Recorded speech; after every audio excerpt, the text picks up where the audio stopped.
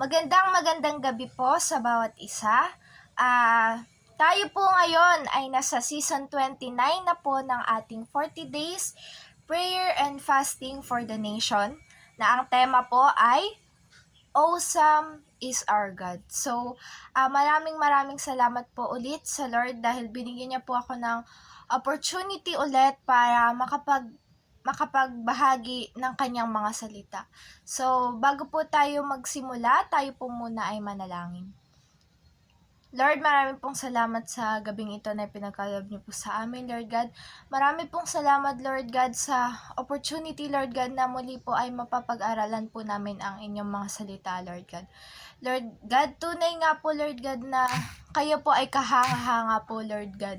Wala po kaming masasabi, Lord God, kundi kayo po, Lord, yung Diyos na pinakamataas sa lahat, Lord God. Lord, sa gabing ito, Lord God, bigyan niyo po ako ng knowledge and wisdom, Lord God, upang maipahayag ko po ng maayos ang inyong mga salita, Lord God. Ganun na rin po, Lord, ang mga nakikinig, Lord God. Tumimo po ito, Lord God, sa pinakamatabang bahagi ng kanilang puso, Lord God, sa tuwing mababasa nila, Lord God, ang inyong mga salita, Lord God, na may magkaroon sila ng peace, Lord God, sa kanilang puso, Lord God. Lord God, sa gabing ito, Lord God, kayo po ang mangusap, Lord God, kayo po ay malayong kumilos, Lord God, sa gabing ito, Lord God, sa aming pag-aaralan, Lord God. Sa inyo ko na po binabalik, Lord God, ang papurit pasasalamat sa pangalan ni Jesus.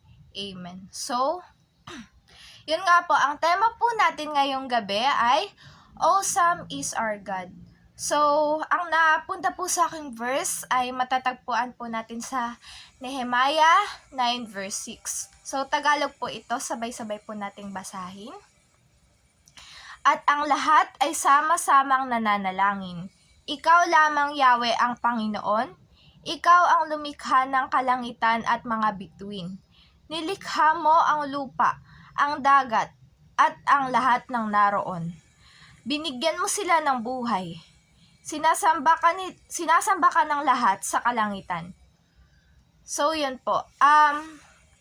Dito po sa verse na ito, nung binabasa ko po siya, nung tinitingnan ko po sa Bible, kung bakit po ba nasabi, doon yun yung sa teksto pong yun. So, ang nakita ko po is, ang keyword is yung dalangin ng pagsisisi. So, nasabi yon ng mga taga-Israelita. So, tignan po natin kung bakit ba o paano nahantong doon sa ganong text yung nasabi ng mga taga-Israelita. So, yun nga po. Matapos tumayo ang mga Israelita at pinakinggan ang aklat ng kautusan ni Moises na binasa mula simula hanggang wakas, napagtanto nila kung ano ang kanilang nagawang mali. Napagtanto nila kung paano sila lumayo sa mga utos ng Diyos at kung bakit sila nabihag sa gawa ng kaaway. So, dito sa sinabi ng Israelita, parang binaliwala nila si Lord. Yung mga utos ni Lord ay hindi nila sinunod. So, doon nga pumasok yung dalangin ng pagsisisi. So, dito po pumasok yung pagsisisi ng mga Israelita. So, ngayon ay sinisimulan nilang ipagtapat ang kanilang mga kasalanan sa harap ng Diyos. Pinangunahan ng mga Levita ang mga tao sa pagtatapat na ito. So, 'di ba, may mababasa tayong verse na i-confess mo lang yung sin mo sa Lord and lilinisin niya lahat ng mga ginawa mong kasalanan. Kakalimutan niya yon, 'di ba? Amen po ba? So, yon. Doon po pumasok yung pagsisisi ng mga Israelita doon sa nagawa nga nilang sa ginawa nilang mali doon sa hindi pagsunod sa utos ng Lord. So, dito na pumapasok yung pagsunod ng mga Israelita. So, ito po ang nakasaad. Ang unang tinuturo nila ay ang Diyos ay dapat purihin at siya lamang ang Diyos. Amen po ba? Yung pagpupuri natin sa Lord, kay Lord lang natin kailangan gawin yun. Hindi sa mga kung kani-kanino man o kani-kaninong Diyos. Amen po ba? Dahil naniniwala tayo na isa lang yung Diyos natin at ito ay si Jesus. Amen po ba? Ang Diyos ang gumawa ng lahat ng bagay at nararapat sa lahat ng pagsamba. So, bago pa tayo nilalang ng Diyos, 'di ba? Naniniwala tayo na lahat ng bagay ay kanyang ginawa. So, ganun kahanga-hanga ang Lord kasi bago niya pa tayo create, yung paglalagyan ng tao ay nakahanda na. So, wala na tayong ibang iisipin, 'di ba? Amen po ba? Lahat na 'yon ay nakahanda na o prepare na ni Lord para sa atin. At siya lang yung nararapat sa lahat ng pagsamba dahil siya ay King of Kings and Lord of Lords. Amen? So, dito nga sa pagsunod ay may kita natin na tinuturo ng Diyos na dapat purihin talaga siya. Amen po ba? So, yun. Dito na pumasok yung kasalanan. Ano po ba yung naging ugat nung sin ng mga taga-Israelita? So, eto na. Hindi kinikilala ng mundo kung sino talaga ang Diyos. So, may kita nga natin sa panahon natin ngayon na alam natin na may mga tao pa ring nagbabaliwala sa Diyos. Kumbaga, hindi naniniwala sa Kanya. At gusto nilang maniwala na maraming Diyos. 'Di ba sa mga ibang religion, 'di ba iba-iba yung Diyos nila. Diyos nila yung araw, Diyos nila yung hangin. Kasi parang feeling nila, ayun yung, kung wala yun ay hindi sila mabubuhay. Oo nga, tama na hindi sila mabubuhay kung wala yung mga yun. Pero, sino ba ang nag-create nun? 'Di ba si Lord? So, si Lord lang dapat yung kanilang sinasamba. O kahit walang Diyos. Kapag may isang Diyos, kung gayon, may pananagutan sa kanyang mga paraan at tuntunin. Ang mga tao ay hindi gustong managot sa sinuman, kahit sa isang Diyos. Amen po ba? Sa makatuwid, sa mata ng mundo, ang kasalanan ay hindi talaga umiiral. Tama po ba? Sa ngayon nga po, naniniwala na po ako na ang mundo ay pasama ng pasama. May kita natin kabilat kanan na balita na yung patayan, yung pamamaril, 'di ba? Yung parang hindi na sa kanila yung buhay na binigay ni Lord sa tao. Kumbaga parang kala nila ganun na lang yung buhay para kumitil sila ng mga inosenteng tao. Amen po ba? Hindi maaaring magkasala ang isang tao laban sa isang bagay na wala. So, kailangan yung pagkakasala ay bayaran natin yon. Kumbaga may consequence yon yung pagkakasala natin. Amen po ba? So, yung mga ibang tao, binabaliwala lang yun kasi kala nila hindi sila magkakaroon ng consequence kung gagawin nila yung mga maling gawain. Amen? So, yun. So, sa pagbabasa ko rin po nun, ay nakita ko po ang patotoo ng mga propeta ay ang patotoo ng Espiritu. Amen po ba? Sa mga propeta, at ito ay ang Espiritu ni Kristo na nasa sa kanila. Nagsasalita daw po sila habang pinakikilos sila ng Espiritu. So, yung parang mga speaking tongues. So, siguro kung makikita sila ng mga ibang tao or normal na tao, sasabihin sa kanila baliw sila. Pero, yun talaga, ganun talaga kumikilos yung Holy Spirit. Amen po ba? Na nasa sa kanila. So, at kung ang kanilang sinasabi ay tatanggapin ng naaayon. So, ang resulta po nun ay, yun nga, 'di ba? Doon sa ginagawa nilang pagsasalita at yung kilos ng Holy Spirit sa kanila, ay nagtataka yung mga tao. And yung parang pakiramdam ng tao ay ang kasalanan ang nagdadala sa kanila sa kasulukuyang kalagayan nila. Amen po ba? May ganun na instances na yun nga, nalalaman nila na yun na yung consequence ng ginawa nila. And kung saan walang ibang kundi hindi nararapat ang pag-ibig ang makakapagligtas sa kanila. So, ang Lord, yung pag-ibig ng Lord lang yung makakapagligtas sa kanila. Amen po ba? So, yun nga. Lagi nating tandaan na alalahanin na ang lahat ng pagmamataas at pagmamatigas ay kasalanan na sumisira sa kaluluwa. So, yung mga pride, yung mga pagmamatigas mo sa Lord na kaya mo pero hindi mo talaga kaya kung wala ang Lord sa buhay mo. Amen po ba? Ngunit madalas kasing nahihirapan hikayatin ang mga wasak na puso na umaasa gaya ng dati dahil sa takot. So, parang natatakot yung mga tao na share natin. Kunwari, mag-share tayo. Pero parang natatakot na agad sila na baka sa una lang to, ganito, ganyan. Pero, dun sa pag-share natin ng salita ng Lord, hindi natin alam na tinataniman na sila ni Lord. Amen po ba?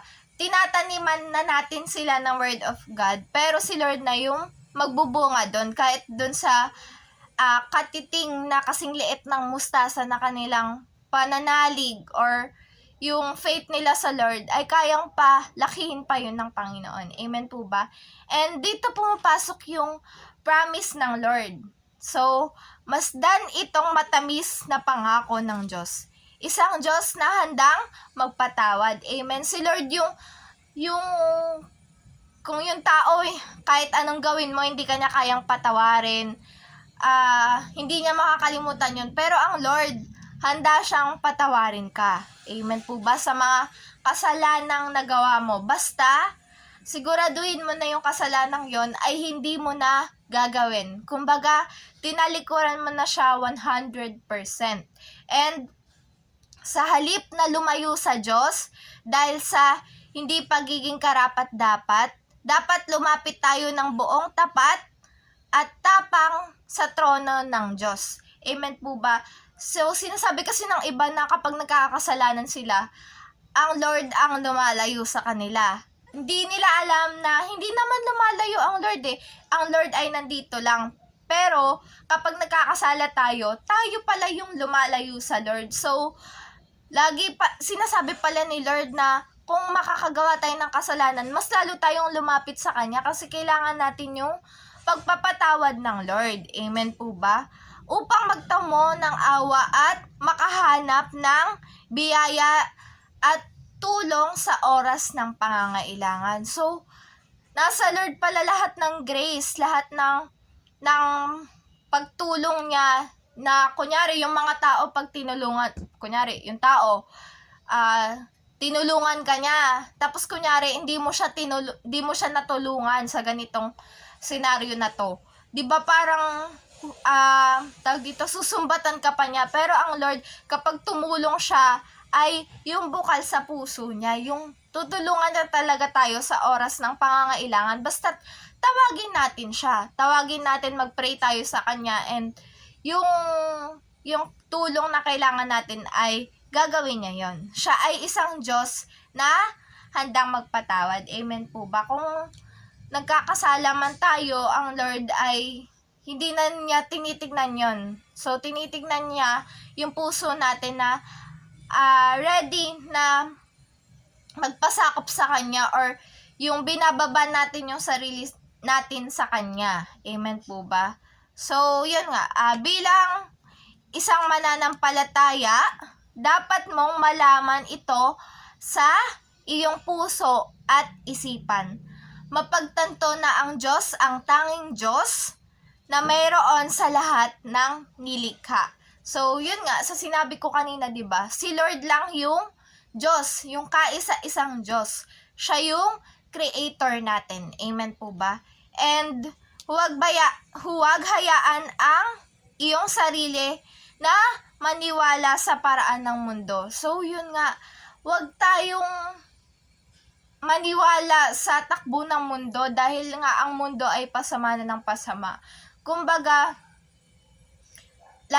mas lalo ngayon ay dapat mas magpakalalim tayo sa salita ng Lord dahil madaming nadideceive, madaming nabubulag sa takbo ng mundo, yung pleasure na panandalian lang, pero sa Lord, yung pleasure na yon is panghabang buhay na siya, everlasting na yung kaligtasan mo basta nasa Lord ka. Amen po ba?